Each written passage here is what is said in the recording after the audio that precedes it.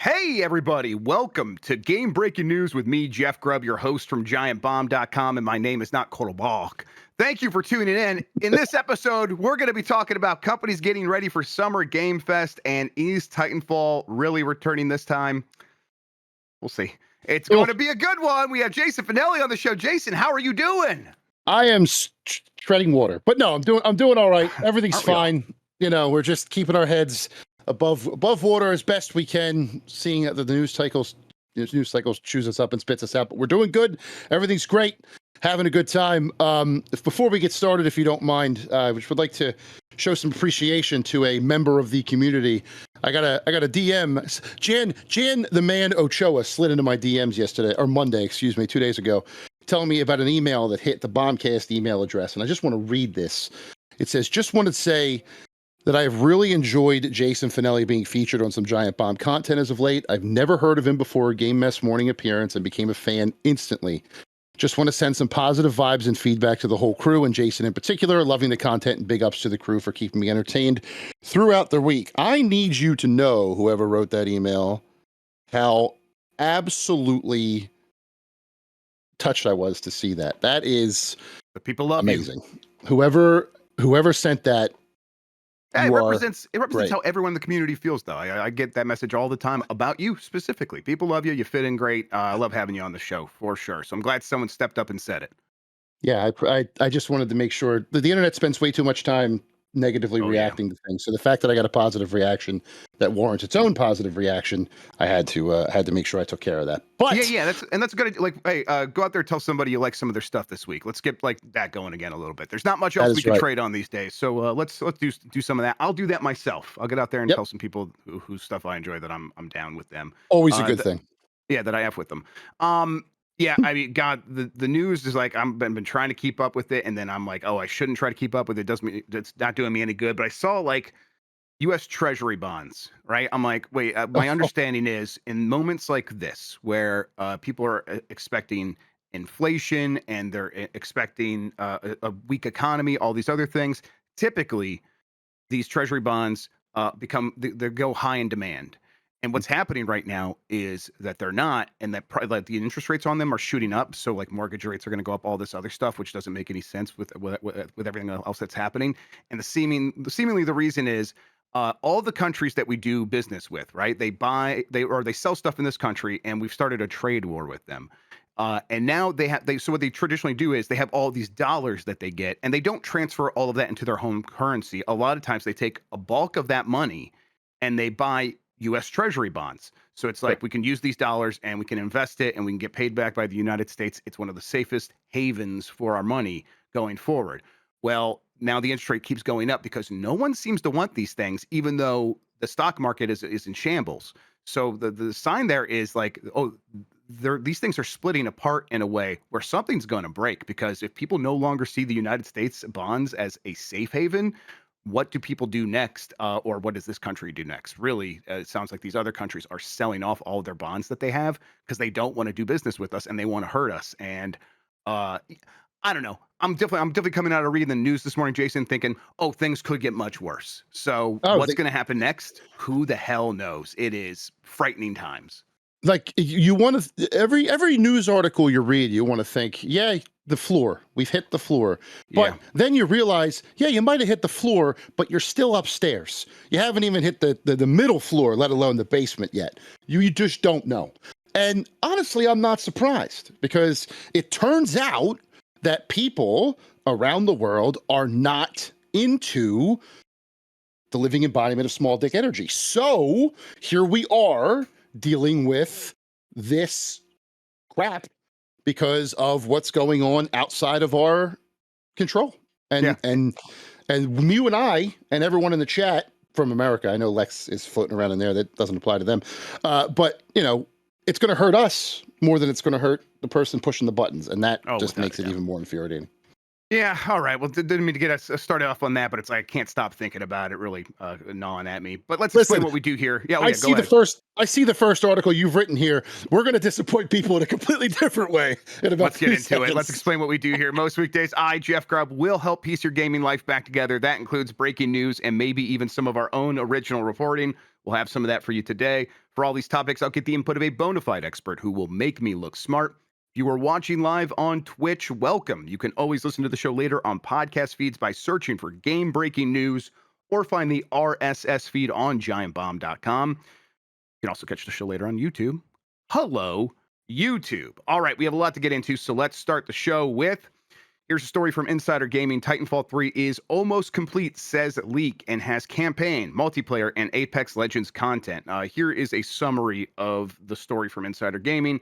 Recent reports and leaks suggest Titanfall 3, a highly anticipated sequel, is nearing completion after previous cancellations and development rumors. An Apex Legends leaker claims the game is almost finished and will utilize Unreal Engine 5, featuring a single-player campaign, live service elements with battle passes, an extraction mode, classic Titanfall 2 multiplayer modes, returning Apex characters, and a weather system. The potential release has generated excitement given Titanfall 2's acclaimed campaign and multiplayer, along with a possible Apex Legends crossover. This isn't real. I'm sorry, it's not real. Okay, so let's get into the details here of what could be happening at Respawn. There is a Skunk Works team headed up by Titanfall 1 director Steve Fukuda. He's got a small team over there that is probably messing around with games that have Titans in them, right? Titanfall 1 creator over there messing around with a small team, prototyping stuff the way Respawn has traditionally done so. Does he have something that a prototype that has Titans in it? I would guess so. I don't know for sure, but I would certainly assume that is a safe thing to think. Now, is that going to get announced in 2025 and released in 2026? No way. No way. If that Steve Fukuda thing it even happens, because let's look at what EA's done to Respawn recently. Cancel game, cancel game, cancel game. Everything except for Apex Legends and Star Wars Jedi, and then that Bit Reactor game they're working in a partnership with. Those are the only things left that are really going concerns. Everything else has been canceled, including what sounded like an incredible Star Wars first-person shooter, Titanfall Legends, a previous version of Titanfall 3 that was going to be this new mode in Apex Legends that was going to have single-player stuff, and it was going to take concept from Hades and apply it to the single-player campaign that you got that you got from in Titanfall 2. Yeah, that stuff was in the works. That's long scrapped, long canceled at this point. So do not expect an Unreal Engine 5 single player campaign, Titanfall 3, with multiplayer, with a full multiplayer suite, with weather, whatever that means. I'm not really sure where this is coming from, Jason. And I hate to be like, hey, let's rain on the parade, but don't get your hopes up for Titanfall anytime soon. No, I agree. And this report didn't pass the smell test just reading the paragraph that you just read and the reason being, I have noticed that the more a leak promises, the Yep. more chance it's wrong. This That's promised always true. Unreal Engine 5 single player, live service, extraction, classic Titanfall 2 multiplayer, returning Apex characters, weather system, potential Apex level. There's too much here. And almost done. That I think was what clinched it for me. All of this is coming, and it's almost done. It pains me to say it because Titanfall 2 is wonderful and deserved a follow up. But I am with you in that if anything is happening, it is nowhere near complete. It's in concept or prototype, and that's it. I would agree that they are probably using as you mentioned, the Titan mechanics or technology for something. But for all we know, this prototype could adapt that sort of tech into a Star Wars game. You know what I'm saying? That is a universe that could feasibly have that sort of tech in it. We don't know if it's for Titanfall or not. I am not surprised that this isn't real. I figured it wasn't as soon as I saw it, partially because I want Titanfall 3 really bad and I'm ready to get hurt again, and partially because, like I said, it just promised way too much. I would love to be wrong. Yeah. That this is something I would love to be wrong about, and I will gladly eat that crow if I am. Or if we are, I guess. But no, I'm sorry, guys. I can't. No. Yeah, I do like want to like talk to you about like what is the reason that we don't get a Titanfall 3? What is happening at a corporation like EA where they did have something like Titanfall Legends in the works and they couldn't figure out a way to make it make sense. Like why is gaming the way it is right now? What do you think?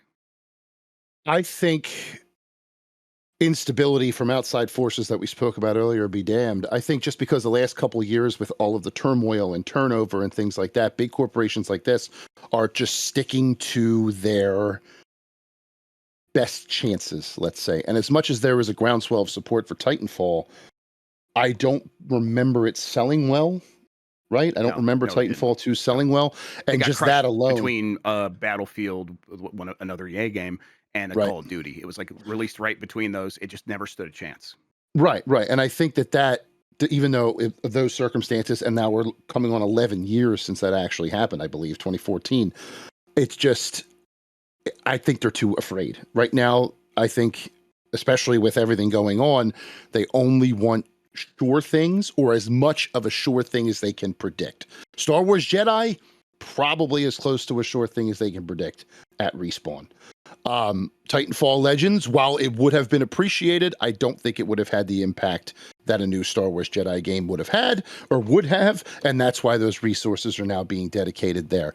It's not to say that there will never be a brand new Right. Titanfall game ever. This isn't Star Tropics. You're going to see it at some point, but Go to hell, Star Tropics fans. but I don't know if or when that's going to happen. If it's this prototype, if it's a prototype, we're talking what, 4 or 5 years? If that, it could be more if it's just a prototype. So who knows? But to answer your question, I just think a lot of these bigger companies, even looking at someone like Ubisoft and whatever the hell's going on over there, a company like EA is like, we just have to stick to what we know makes us money, and that's EA Sports, and from Respawn's case, Star Wars. Just it. Yeah, I think that's that's definitely how it went down with Titanfall Legends. 100% is they were looking at, okay, we're gonna bolster Apex Legends with this stuff. Now let's look at the timeline. Do we think the amount of money it takes to make this investment, to make all this stuff, will be returned to us in new support for Apex going forward? Right. And sure, I dislike as much as anyone else that the fact that Titanfall's fate was tied to that, but that seemed to give it the best chance. And even that, they were looking at it like, no, what we'd rather do, and this is in that moment, I think things have probably changed a little bit, but in that moment, they were saying we'd rather just sort of keep Apex Legends in a stasis mode, in maybe not maintenance mode, but let it slowly just like get smaller and smaller updates, fewer and fewer big investments in terms of new ideas and new stuff, and just kind of squeeze what we can from the remainder of the next 5 to 6 years from that game. And then kind of in that time, get ready to make something else and launch something else so we can follow it up. And that was never going to be Titanfall. And so, yeah, they decided against Titanfall Legends in that moment. And I think if anything's changed, it is them thinking maybe we could reinvest in Apex Legends in other ways. And it's like, oh Right. man, why couldn't you just bridge those two things and come to that conclusion while still making Titanfall Legends and just rework whatever you had to make it make the most sense? I think all anyone really wanted was a Titanfall campaign and some Titans in Apex Legends. Or obviously, I want more than that, but I think I would have happily settled for that if there was this Titanfall campaign to kind of get me back in through the gateway for Apex Legends, and then I go to the multiplayer mode and there's dedicated Titan modes. I think that would have been fantastic. But here we are. People still are holding a torch for this one, and I don't blame anyone for that. But it's not coming back. I wonder too if the failure of Apex Legends Mobile may have scared them away of making any big changes to Apex Legends in general, because they really thought that was going to be a huge mobile driver for them, just as the console version was. And then it just disappeared. Like they just fell off the face of the earth. So I wonder if that didn't do is well on Switch. It was like Right, Fortnite makes a lot of money on Switch. Apex Legends made nothing on there. No, did not. I wonder if there is enough anxiety, I guess, surrounding the core Apex Legends experience that they don't want to rock the boat any more than they have to. So that might play into this as well. Yep, it's a shame. I love Titanfall, both 1 and 2. I love those games. played like 1,000 hours of Titanfall 1. I think Titanfall 2, the campaign, is one of the best games I've ever played. It just straight up is incredible. It's like Super Mario Galaxy 2 in terms of the inventiveness and how many cool ideas are in that game. And I hope that knowledge, because really what's happened here, Jason, with Respawn, while EA has fumbled the bag and not really been able to take a lot of these the great elements that made Respawn special, which is its tendency to prototype for several years, come up with a lot of ideas, and then make a game based on all of these great ideas. That is their method. They 2.5 years of prototyping, 2.5 years of hard development and product design and all that stuff, and that really worked. And they like EA fell in love with it for a moment, but of course EA, short-sighted, has already abandoned that. So what's happened is a lot of the people that were key to Respawn, their stocks vested, they made their money, and they have used that money as a backbone to support their lives. I don't know anyone personally. I've never like asked them about this, but I do know many have left, taken investment from other companies to start their own development studios. And there are at least like 3 or 4 of these Respawn, the coaching tree development studios that are going to come back with products that I think we're probably going to be more interested in. And I hope a lot of them hit very hard. But we're going to have to wait and see. In the meantime, if you're looking to Respawn for more Titanfall, sorry, just not going to happen. All right, let's move on here. Xbox Games Showcase 2025, followed by the Outer Worlds 2 Direct, is set for June 8th. Summer Game Fest season is basically upon us. You and I were talking, already starting to get emails, and we are starting to talk about like GB at night and stuff over here. So it's coming. This is from Sal Romano at Gamatsu. Can I crash on that couch? Oh yeah, you sleep there, bud, for sure. We'll snuggle. Xbox Games Showcase 2025 will air on June 8th at 10 a.m. Pacific Time, 1 p.m. Eastern. Microsoft announced it will be immediately followed by a special deep dive direct into The Outer Worlds 2. You will be able to watch it on YouTube, Twitch, and Facebook. The broadcast will feature an upcoming look at titles from across Xbox Game Studios, as well as new titles from third-party partners across the world. This year, the show will be digital only in over 40 languages. Oh, okay, so they're not doing an in-person thing. That's what that means. Okay, yeah, for sure. Man, so it's basically just like a Nintendo Direct now. Interesting. I didn't see that part before. I put the rest of this news here and included that last line without checking. And they actually specified that includes like the media watch party that was at the the Academy of Motion Pictures last year. They're not doing anything. Right. It's just a digital show. The Sunday of Summer Games Fest. Same time slot, just nothing in person. Yep. I'm excited for these. I am always excited for these. I think Microsoft has really nailed especially their Summer Game Fest showcases the last couple of years. Last year's was really good. They still have tons to talk about, even though, despite the fact that they have started releasing their games more frequently, and it feels like they are hitting that cadence they always promised. Perfect Dark isn't here. Fable isn't here. So there's plenty of stuff to talk about. The focus on Outer Worlds 2 also isn't surprising. That's one that my understanding is they moved that up. They delayed another game, and I can never remember what it was. They got pushed out of this year, and Outer Worlds 2 got moved up into this year. And so that game must be looking real shit hot for them to put so much emphasis on it and give it its own, attention. But also Obsidian has been good to them. Avowed, I think, did what it needed to do. And I think they're ready to be like, no, this is a big deal. And my expectation always was for this game is that it would be a major revamp, a major not reinvention of what the Outer Worlds was, but a realization of all the promises that they couldn't get away with the first time with the first game, as they were just getting development for a new open world space RPG off the ground with a who was the publisher at the time? It was Take-Two's indie label, right? Private Division. I think it was Private Division, right? Yep. And it's so there were definitely some shackles on them, and now that stuff's all off. They have a proven franchise here. My hope is this really can be the fully realized idea of what they were going for. So I'm excited about all this. How about you? I agree 100%. I like that. I like that we're talking about Summer Games Fest in general, honestly. But it's nice to see that they're going to do the same thing they did last year, digital or live, whatever. I do agree that the last couple of years, we really have changed the conversation around them when it turns in terms of games for their systems, haven't we? There was a time we were talking about what's Xbox got. Now that conversation's completely flipped to the other side. What's going on over at Sony, right? And even this year, things have started strong with Avowed. South of Midnight reviewed well. So they have, and Doom is still to come, right? Between now and Summer Games Fest. That's the end of that May. looks awesome. It does look awesome. So there's a lot to be excited about. Both the things we do know, as you mentioned, Fable. I think someone mentioned Contraband. Is that still a thing? What's going on there? There's one more that you said that is alluding. Oh, Gears of War E-Day. You didn't say that, but that's another one. And then there's always the stuff that we don't know about. Is this where Oblivion gets shadow dropped, Jeff? Is this where we finally see that damn bird and bear again, which you can't see, but it's off screen here? I want some banjo. I've been saying it for months now. I love this time of year. It really makes me smile, and I am just as excited for the things I know are coming from Xbox as I am for the things that aren't, and I am looking forward to be wowed on June 8th.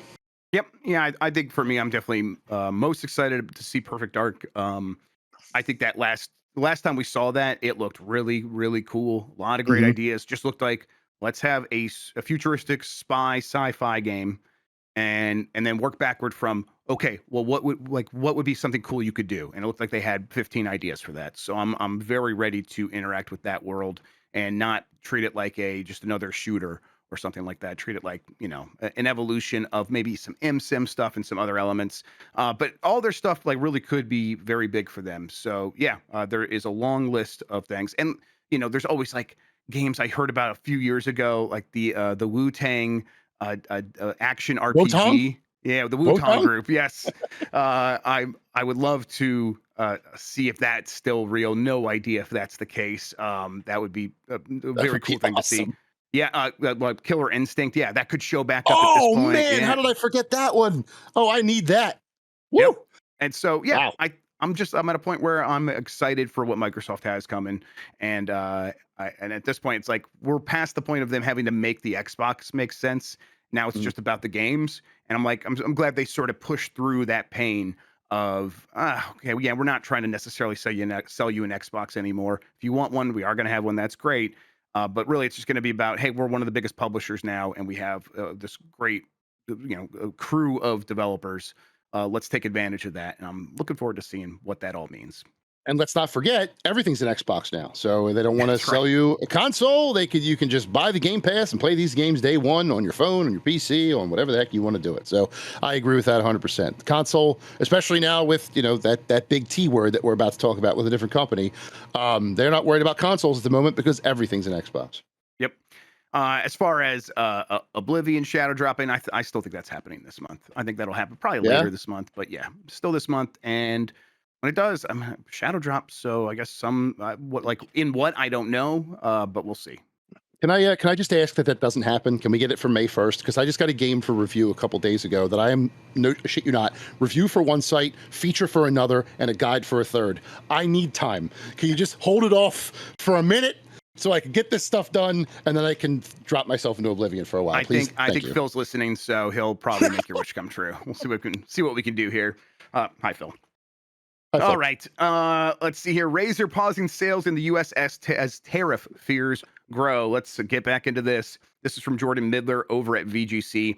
Razer has paused sales for several of its products as fear around tariffs shake the tech industry, as the impact of U.S. President Donald Trump's trade war is felt across the technology space. Razer is the latest company to make the move, seemingly in response to the economic uncertainty. While tariffs haven't officially been cited as the reason, several Razer products have suddenly been made unavailable for pre-order. In a statement to The Verge, Razer's public relations manager Andy Johnston said, "We do not have a comment at this stage regarding tariffs." Andy's over at Razer now. The Blade 16 laptop and several other laptops that were recently available for pre-order have been removed. At the time of writing, direct links to those pages which were previously available now lead to an error message. A laptop stand, which was supposed to be available now in the US, is missing from the firm's website despite being available in other markets. Production of Razer's products is largely centralized in nations that have been severely affected by tariffs, resulting in the products being far more expensive to bring into the United States. And it's like, it's getting worse every day, right? They definitely make stuff in territories that would be, I think, hit by the Chinese tariffs. So those were like 34% one day, 104% the next. Now, just today, China, and that they went up because it's a trade war. So it's every country, they're going tit for tat, China and the United States. And China raised their tariffs on the United States in response in that tit for tat battle. And so the expectation is now that China has raised it again after the 104%. Is Trump going to back down? Of course he's not. So Mm. it's going to be even higher here pretty soon. It's just going to get completely out of hand. And really, that's going to, between China and the United States, one country's going to have to blink first. And the idea that it's going to be China is absurd because they are built to like withstand pain like this. And they've also been preparing for moments like this. They've been trying Mhm. to be more self-sufficient and things like that. And also, just like our country, their government doesn't care about their people. So, there's no difference there. I think they're pretty similar, but I think China is much more used to doing that as opposed to the United States, where I think in a few months, all the Republicans that are still cheering all this stuff actually will begin to break if it gets really bad, if all their constituents are saying, I can't afford food. So it's Mm. going to, we'll see who blinks first. My bet is on the United States, but who knows? So yeah, like a company like Razer is just straight up not selling products in the United States, pausing sales. And obviously they're waiting for this all to shake out, but really it just feels like it's going to keep getting worse. So maybe there's no recourse here, and they just have to pick and choose a handful of products to sell at a super high rate. I don't know, Jason. I don't know what to do here. I I don't know that I blame them for doing this, but like Oh yeah, I what are we supposed to say here? Like where yeah. this is all above our pay grade. This is not what we normally, we're talking about on this show or any other news articles that we're writing and stuff like that. It's just it's completely unprecedented. It's mind-boggling the kind of things that we have to deal with in the current moment. All unforced errors too. Let's be honest. It started in November. That was a big unforced error that with, however many millions of people caused that error. And now we're dealing with all of this. So would I love to say that this is just all going to go away soon? Yes. Do I think in my head that's going to happen? I'm going to put it at a maybe because I think you said months for the Republicans to start caving. I think it might actually happen sooner than that. Yeah, it's Because already breaking. Yeah. you're waiting for people to say I can't afford food, but we're Americans. We're more angry when we can't afford video games. Uh-huh. So if gamers start rising up at like when the PlayStation's price doubles because of the 104% tariff or it goes up halfway or 1.5 because of the 50% tariff in Vietnam and Cambodia, people are going to get pissed and they're going to start calling and emailing and yelling and screaming. I I don't I don't know. I don't know when this is going to end, if it is even going to end. Um, I hate being at a loss for words, especially on a video show like this. But how else can we describe it? Yeah, and it's going to continue to be whiplash. Like the markets are going back up today. They were up 4% yesterday, and then finished the day down 1%. So it's like the volatility is like, and that minor. Like I think if it has happened before, it hasn't happened since like the 80s. But I think that's never happened before, where the market was up at 4% at one point in the day, and then finished the day down 1%. Mm. So like the volatility is going to continue, and so that's going to cause some confusion because it's like if like today it's like, oh, good news, it's all in the green, and that is probably based on whether it's accurate or not, this idea that all these other countries other than China are rushing to beat down the door of the White House to have negotiations to get tailor-made deals done for trade with the White House. But someone in chat just pointed out the EU is approving a reciprocal tariffs as countermeasures to this, and Mm. so that's our over. I think if you put the EU as one block, that's actually our largest trading partner after Canada and Mexico. And in terms, and China's definitely up there as well. Um, and so it's like, okay, China and the EU both are not playing ball. They're not standing down. They are going to go tit for tat. So really, the bad news is going to swing back the other way here real soon, and it's just going to continue to be this mess of a whiplash feeling of The market's not knowing what to do one moment to the next, and so that is going to enable confusion and kind of. I think what it's going to give Trump the opportunity to do is continue to do stuff however he wants, because no one's going to be able to make heads or tails of it. So he's just going to keep making things worse. Mhm. And if you are a company trying to sell a product here, I do not know what you do. I think I think they don't think that's why Razer's pausing it. If there was a way to keep selling these things and make it make sense, that's what they would be doing.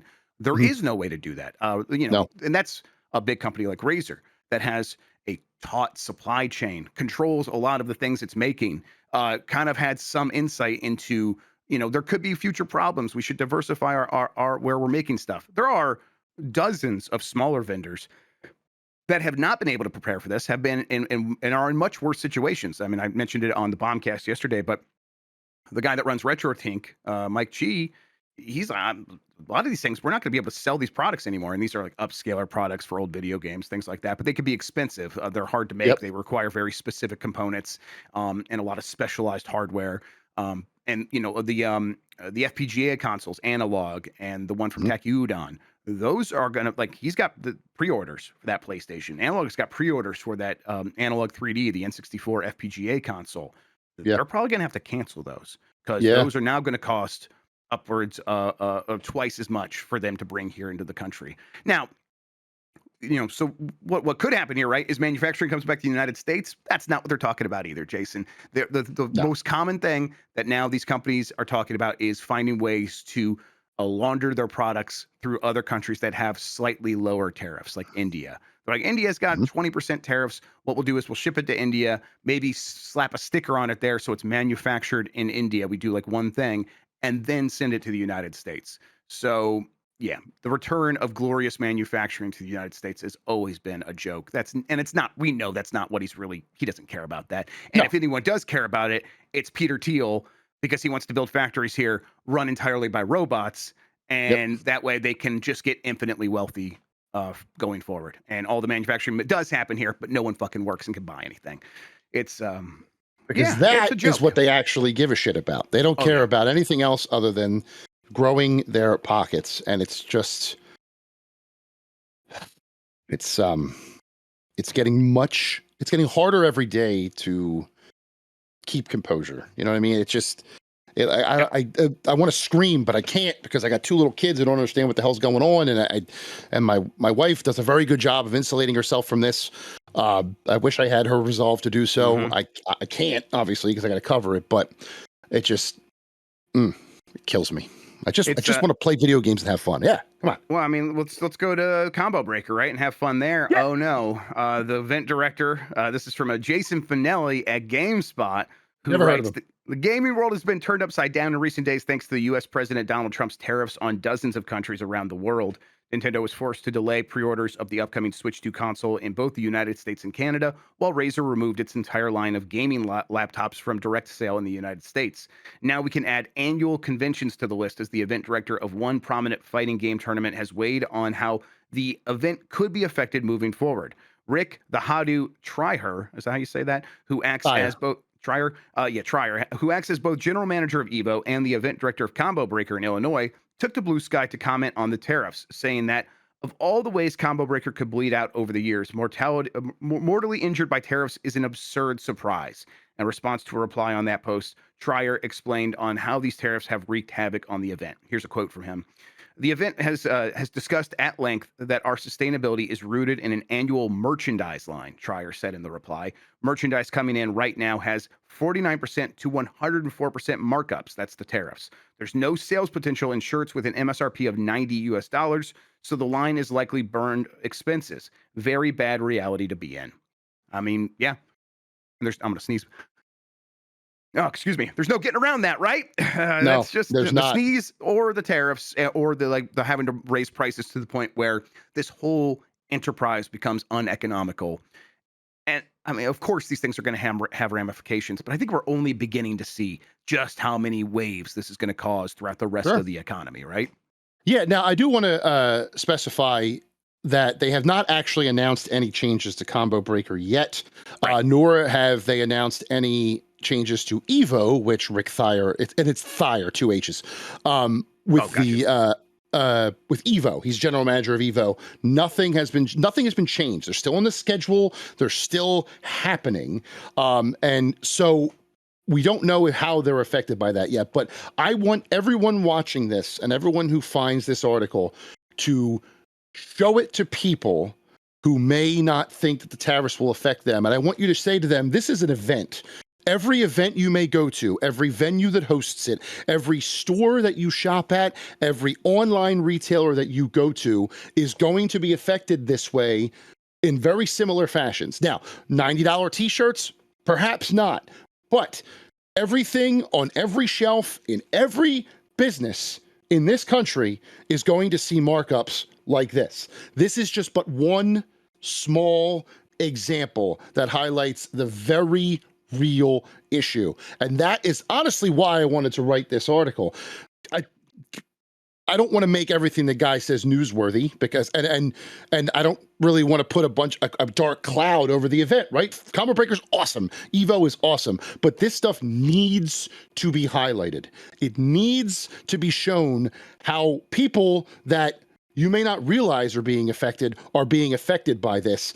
When I saw 104% markup, it immediately occurred to me how much of the clothes I wear are made in those countries. The shoes I have on, the more importantly, the clothes my kids wear. I mean, it goes deeper than that, right? So let's say, okay, we do want to try to get away from buying products from other countries for whatever reason. I don't care about it. I like buying stuff from other countries because I imagine someone's getting money for the first time for working a job and is able to make their life a little bit better. I think that's a good thing. But whatever, let's say we did want to do that.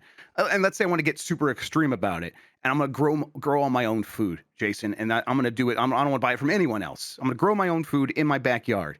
Okay, well, where's the hose coming from that I'm going to water the plants with? Where are all the tools going to be made? And that's me doing it myself. Imagine a corporate or like a factory farm where they have to get all these products at a mass scale. All of the equipment that goes into the tractors, like not maybe the tractors are assembled here, but where do a lot of the parts get manufactured? Overseas, for sure. Every little thing that comes into this country gets tariffed.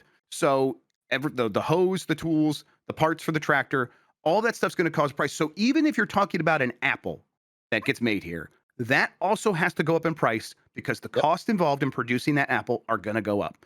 It's just terrible policy. It's that simple. And why does it happen? Because he doesn't understand anything. He just doesn't understand how any of this works. And he doesn't care to, obviously. He's got now CEOs going to see him, and he's got other countries calling him up being like, hey, this seems like a bad idea. What can we do to get it to go away? And he's just excited that they're kissing his ass. That's what he said yesterday. So holy crap. Yeah. Yeah, we have given the controls to a child.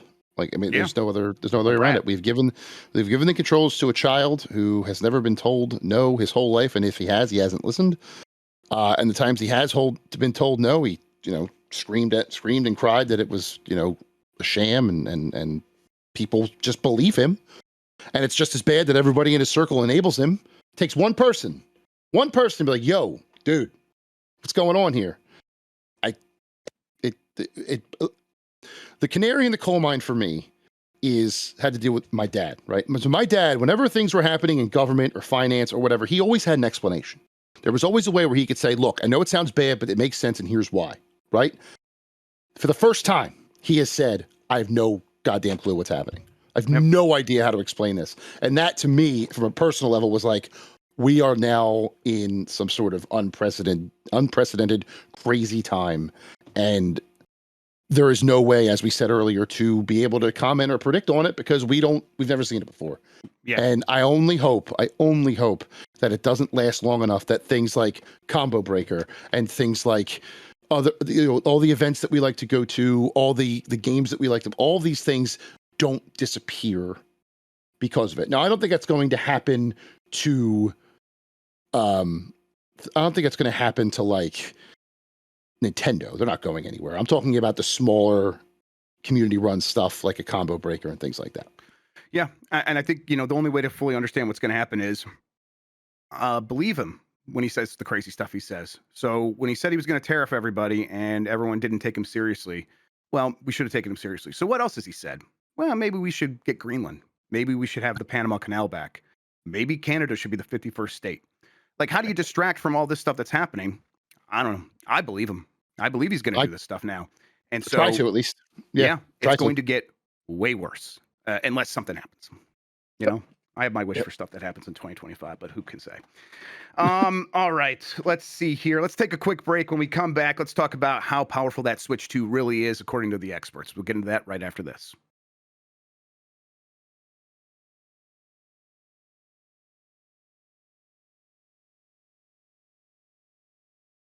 All right. Thanks for sticking with us. Let's get right back into it with Digital Foundry says Nintendo Switch 2 is roughly a PS4 level system. Not too surprising, but it's nice to kind of get them in on there and having a good look at what's going on under the hood there. This is from My Nintendo News, who is relaying this from Digital Foundry.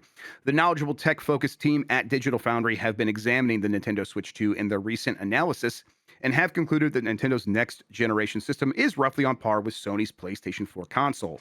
This means that we will be treated with a PlayStation 4 visual experience in the palm of our hands, with third-party titles such as Final Fantasy VII Rebirth, Hogwarts Legacy, and Cyberpunk 2077.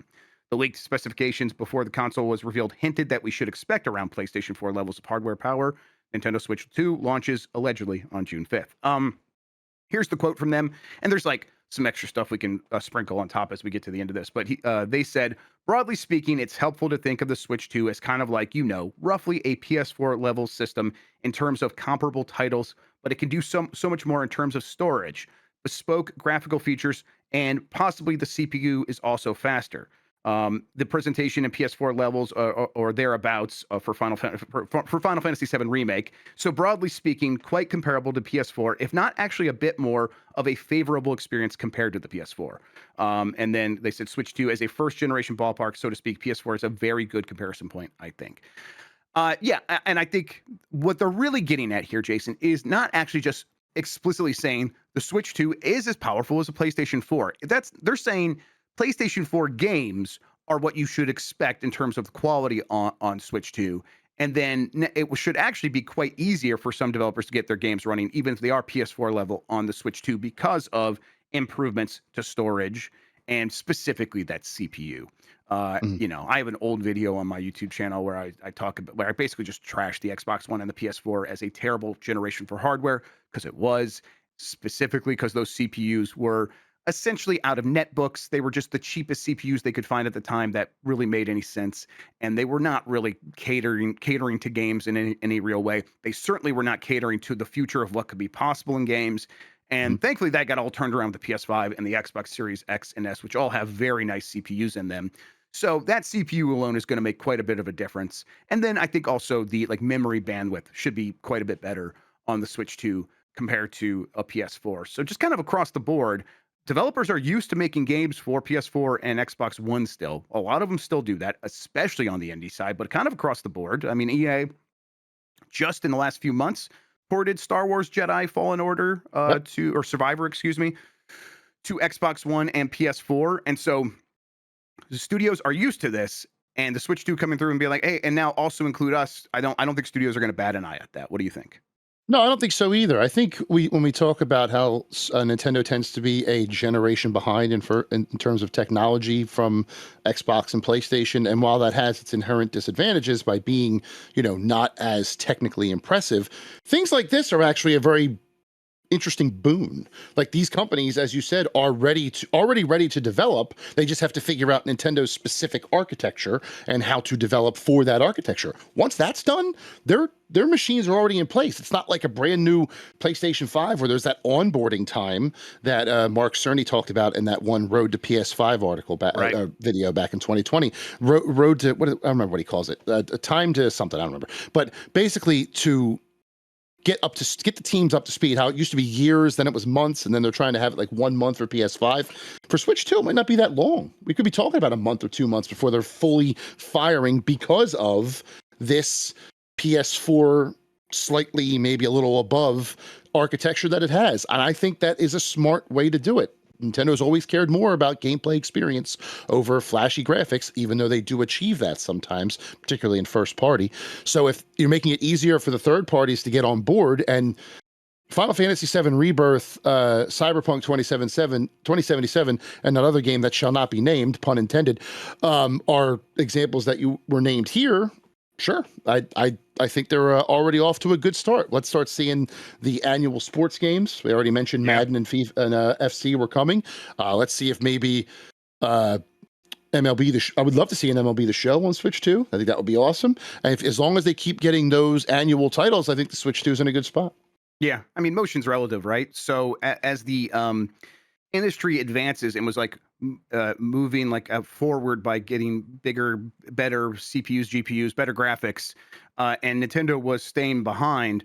Really, it's been compressed because the front runners have had to kind of be like, well, there's not much more we can do. We can only squeeze so much more out of these new processors. We have hit diminishing returns very hard, and so the industry has kind of moved towards Nintendo in a way where now they're here making a system that's PS4 level that you can hold in your hand, and clearly that's going to be good enough for a very long time. Like that is, I think the industry will be happy to continue making games at a PS4 spec so that they can keep budgets under wraps and under control to a certain degree. And yeah, you're going to have exceptions to that with your Rockstars, your Naughty Dogs that have unlimited, like, a number of checks in their checkbook where they can just write blank checks for everything, and their games will cost 200 to 350 million dollars, if not more.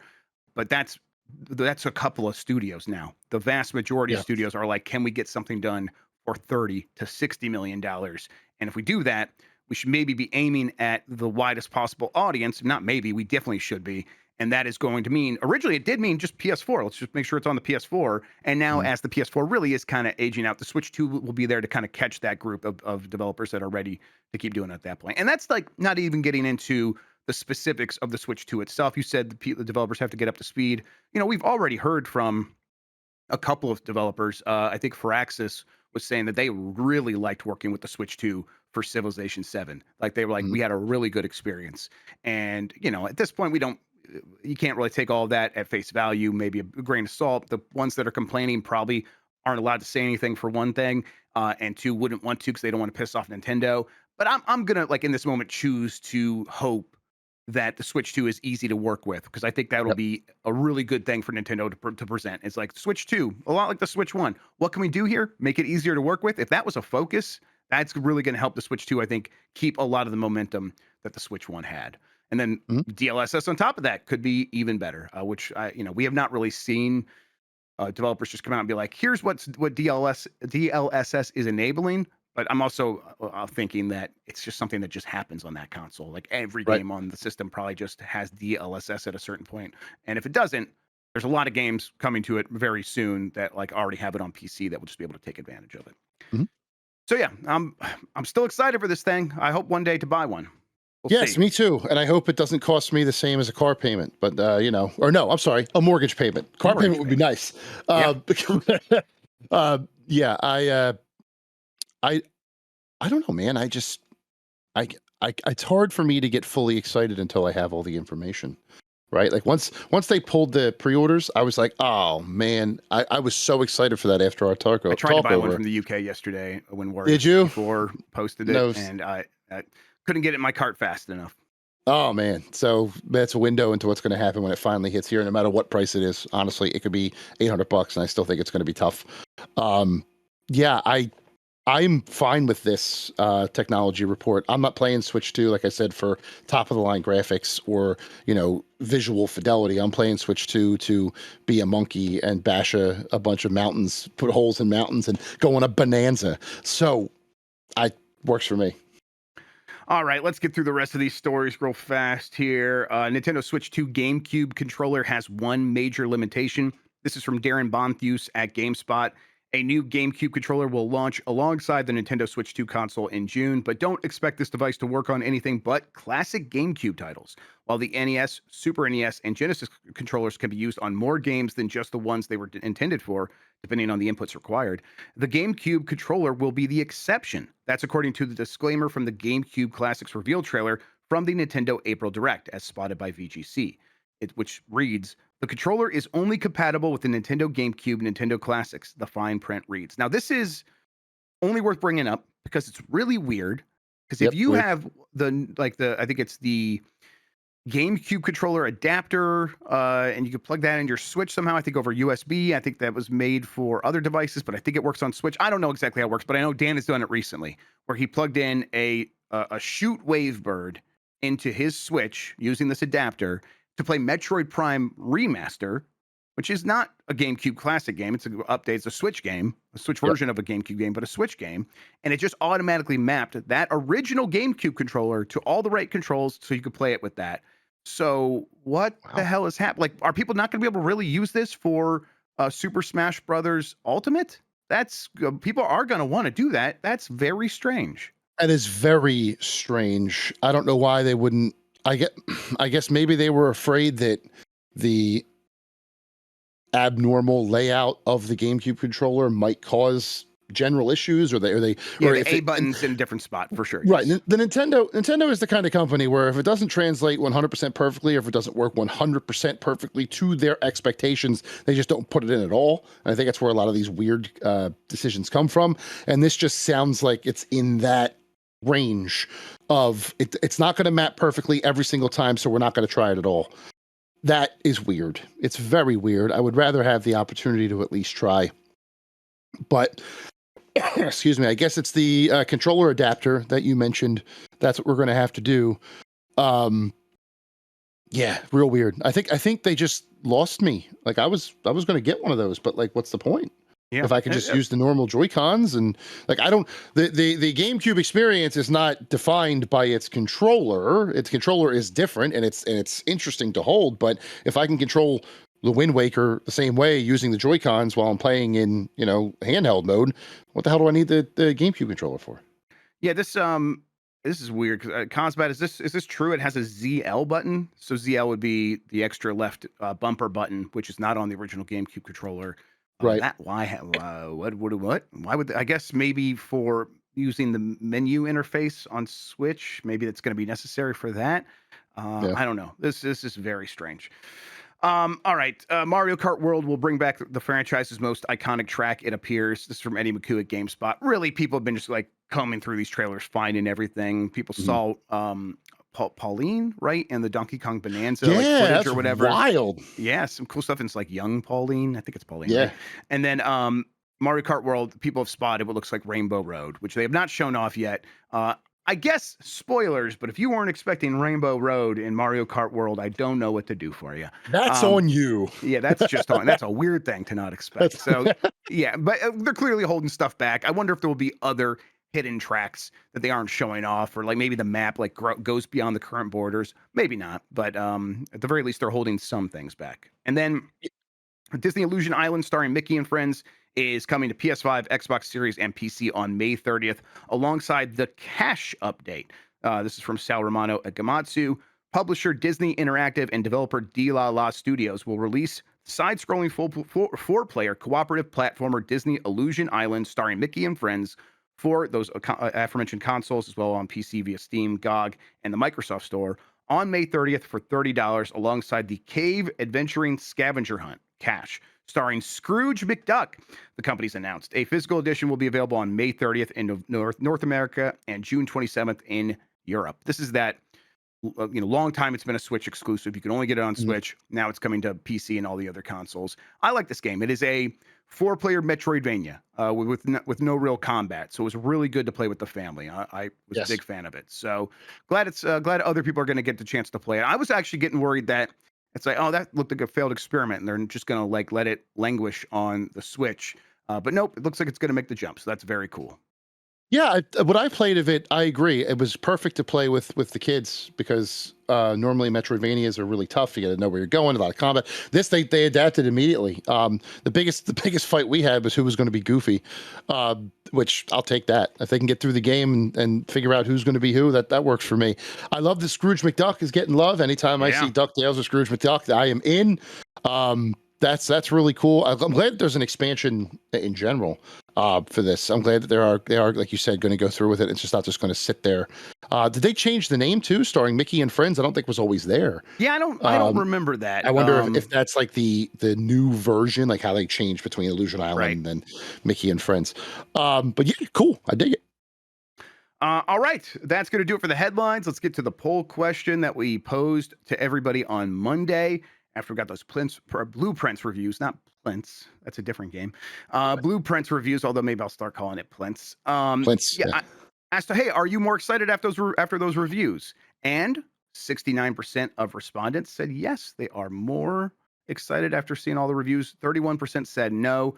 There's some people in the comments like, hey, where's the what is blueprints button? I'm like, well, if you don't know what blueprints is, you could just say no.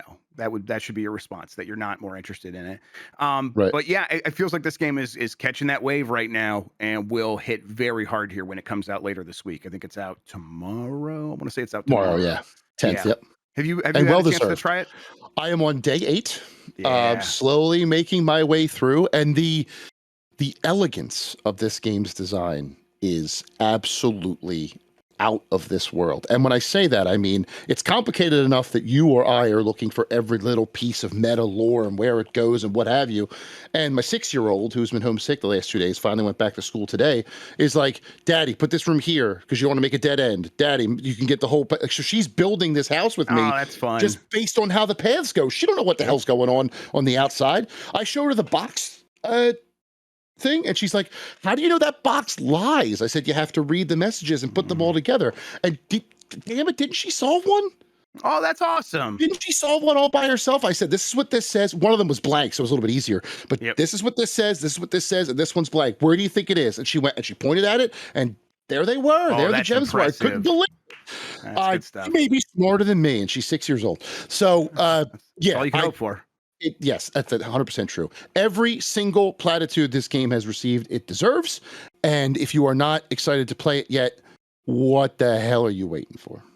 Yeah, Dan. I think Dan finally got credits last night. I've been continuing to play long after credits. I've got Mm, more days now, I think, than I had that it took me to get to credits. I'm like, I think wow. I'm getting close to like day 90 or whatever. So it's close. But I just discovered something. Like I made another breakthrough, and it played a cutscene that I wasn't expecting. But I was playing on the Steam Deck, and the cutscene broke, so I couldn't see Mm, anything. And I'm like, no, okay, close the game, don't save. I need to go play this so I could see it for shoot on the PC. So, and of course, now I'm trying to get that run again so I could see this thing again, and I have not been able yeah. to get the RNG to work with me so I could see it again. So it's all right. Oh, Well, man. get to there eventually again. And that's just like one of the many, many puzzles I'm still working on. There's so many things that I'm like, I saw this safe earlier and I got confused. So I'm like, I'll check back in once I learn some more. I still haven't learned more. So I'm like, I must be missing something. And it's like, oh, it's time to check all my notes. And really, that's just a bunch of screenshots of the in-game notes again. So Yeah, yeah. might be time to start actually writing things down, I think. But I'm loving Yeah. this game. Also, if you do play the game, for those of you in the chat who are going to get it tomorrow, beware the room of mirrors or whatever it's called, that mirror room. I hate that room so much. I thought there's a bunch of switches, bunch of mirrors. I thought or I was going to hit the button and it was going to let me through. It opened one on the whole other side, and dead end. I was Yep. doing so well, dead end. I got all the sides on that, and then and I was able to hit the button in the middle, and I still don't know what it does. I'm like, wait, did that do something? Like, what? I'm like looking around, I couldn't figure it out. So yes, Yeah. that's that game. But Sambo Nice is asking, is it overwhelming? I think at certain points, but you can always like go work on something that you understand more. So I Mm. think you kind of like weave your way around any problems. So no, I don't think it's ever overwhelming. And it's fun to like get a group together in Discord and like share like tiny little hints, like the littlest things like, hey, have you looked at this? It's am I looking at the right thing? That sort of thing. In the beginning, I will say the hardest thing is budgeting your steps, Yeah. making Yep. sure you have enough steps to go backtrack when you Resource need to. management. But Yeah, yes, you want that is, and enough steps and then getting enough keys and gems so that you can open locked doors mhm, later in the run. And if you have enough gems, getting certain rooms that you really want that have a gem cost attached to them. Not like you'll yeah, have options that don't have a gem cost, but some of the better rooms will. And if you don't have gems, you're just like, oh, I can't even select that thing, even though I really need it. So I'm going to get a dead sure, end here. So yeah, sure. it's all about playing your cards right so that you can kind of manage the what's it called in like in Hearthstone, the power curve or whatever, the economic curve. I can't remember how people talk about it in terms of card games, but yes, you want Mana to sort of curve. yeah, you sort of want to just like balance your resources gingerly over time. It's a whole thing you learn, but you get pretty good at it. Yep, yep. All right. We've got a new poll question. We'll get to it here in a second. Jason Fanelli, tell people where they can find you on the internet. I am at Big Man Fanelli on my Blue Sky. You can see that below me there. Big Man Fanelli, basically anywhere and everywhere, but I'm mostly active on Blue Sky these days, and the occasional Instagram story. Like I said, a game I got code to review 2 days ago. I'll have a bunch of coverage on that leading up to its launch. Very excited about all of that. Writing news for GameSpot. And yeah, just getting ready for Summer Games Fest where we can all hang out and high five. Yep, looking forward to it. Looking forward to seeing in person. In the meantime, new poll question: if you can't afford a Switch 2, what do you want to say to Nintendo? I'll keep playing Switch 1, thank you, which is apparently something that Doug Bowser was telling people yesterday. Or drop the price. I wonder what's going to win. We'll see. I'll keep playing Switch 1. That's very up there with don't you all have phones? Yes, don't you have phones? Or the old Don Matrick, hey, we have a product for people who can't play the Xbox One because it's always connected to the internet. It's called Xbox 360. You know what? That's what I'm going to do. Instead of getting a Switch 2, I'm going to go back and play some more Xbox 360. All right, that poll question is going to go up on youtube.com/@GiantBomb under the community tab there. You'll be able to vote. We'll get the results of that here on Game Breaking News and discuss it as part of the Power Block tomorrow. Speaking of the Power Block, stay tuned. Overgrub is up next. Blight Club returns. Peepo's dead. So what's the point anymore? Prayers up for Peepo. Yeah, Prayers up.